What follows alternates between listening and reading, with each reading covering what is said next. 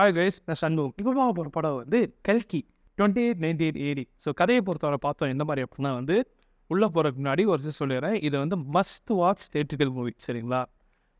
Regular Indian படம் மாதிரி உங்களுக்கு வந்து டேரெக்டாக கதைக்குள்ளே போட மாதிரி இருக்காது. கொஞ்சம் மணி நேரம் படம் பார்த்த மாதிரி கொஞ்சம் சுற்றி வச்சு வள கொலன்னு போன மாதிரி தான் இருக்கும். அப்போ அதெல்லாம் கதைக்கு இம்பார்ட்டண்ட்டாக அப்படின்னா வீசா பட்டாணி கூட இருக்க சீன் எனக்கு எதுக்கு வந்துச்சுன்னு தெரில. அப்புறம் அந்த அம்மா ஏன் காணாமல் போச்சுன்னு தெரில. அந்த மாதிரி ஒரு சில சீன்ஸ் இருக்குமே தவிர மற்றபடி கதை வந்து அவ்வளோ சூப்பராக போகும், அவ்வளோ அமேசிங்காக போகும். அதாவது இங்கே வர கேரக்டர் இங்கே வர மாட்டாங்க. ஸோ அதனால ஒரு கண்டினியூட்டி இது சூப்பராக போகுது. இப்போ வித்தியாச புது ஆளாகிறான்ப்பான் இருக்கும். ஒரே ஒரு குறை என்னென்னா வந்து விஜய் தேவர்கொண்டாடுறது எனக்கு சுத்தமாக பிடிக்கல. அது அர்ஜுன் சொல்கிறது எதுக்கு ஏன்னு தெரில. எனக்கு பார்த்தோன்னே இப்போ எதுக்குடா வரலாம் அப்படிங்கிற மாதிரி தோணுச்சு. அது என்னன்னு தெரில, பர்சனல் வெஞ்சன்ஸ் மாதிரி தெரில. ஆனால் நான் நெட்டில் பார்க்கும்போது நிறைய பேர் அதே தான் சொல்லியிருந்தாங்க.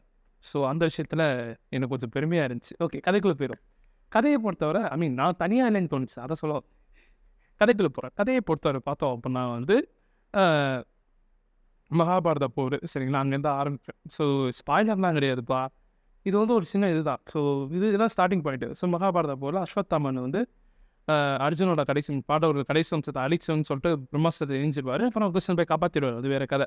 ஆனால் காப்பாற்றுறதுக்கு முன்னாடி வந்து அஸ்வத்தாமன்ட்ட சாவு விட்டு போவார். இந்த மாதிரி நீ இவ்வளோ கொடியமான ஒரு பிறக்காத சிசுவை அழிக்கிறக்கா நீ துடிச்சிட்ட. ஸோ இதன் பலனாக என்ன ஆகும் அப்படின்னா வந்து பின்னாடி உங்கள்கிட்ட நான் வந்து ஒரு குழந்தையாக பிறப்பேன். அந்த சிசுவை வந்து நல்லபடியாக நீ வெளியே வர்றதுக்கு நீ தான் வந்து பாதுகாப்பாக இருப்ப. அப்படி காப்பாற்றிட்டு உள்ள சாபத்தை தரணுன்னே 6 வருஷம் தலைவர் இதுக்காக வெயிட் பண்ணிட்டுருப்பார் அமிதாப் பச்சன், சரிங்களா? ஸோ 6 வருஷம் 6 வருஷம் இல்லை 6000 வருஷம் வெயிட் பண்ணுவாப்பில். ஸோ இப்படி வெயிட் பண்ணிட்டே இருப்பார். ஸோ அந்த டைமிங் வந்துடும். ஸோ அங்கே பார்த்தோம் அப்படின்னா உலகமே மொத்தமாக அழிஞ்சிரும். கடைசியாக இருக்க ஒரே ஒரு டவுன் வந்து காசி மட்டும்தான், சரிங்களா? சரி, காசிலாம் நல்லா இருக்குமா? அதுவும் கிடையாது.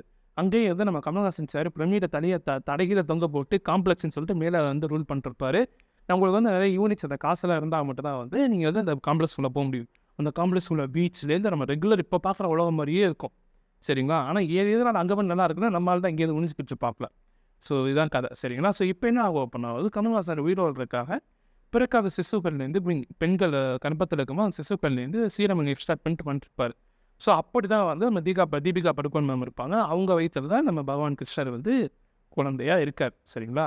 இதை காப்பாற்ற இவங்களுக்கு என்ன பிரச்சனை வந்துச்சு, இதை காப்பாற்ற செயலாக போகிறாரு நம்ம எப்படி சொல்கிறது, இப்போ சம்ஹாலா அந்த ஊர் சேர்ந்த மக்களும் சரி, நம்ம அமிதாப் பச்சன் சார் அதாவது அஸ்வத்தாமனும் சரி, இங்கிட்டு வந்து காசுக்காக எதையும் செயல் துடிக்கிற நம்மளால பேர் என்ன பிரபாஸ் சாரும் சரி, சரிங்களா? ஸோ இவரெல்லாம் சேர்ந்து என்ன பண்ணுறாங்க, இங்கேருந்து என்ன நடந்துச்சு, ஸோ கடைசியில் குழந்தைய காப்பாற்றுனாங்களா இல்லையா அப்படிங்கிற மாதிரி அது கதை. இங்கே என்ன நடந்துச்சு அதுதான் கதை, சரிங்களா?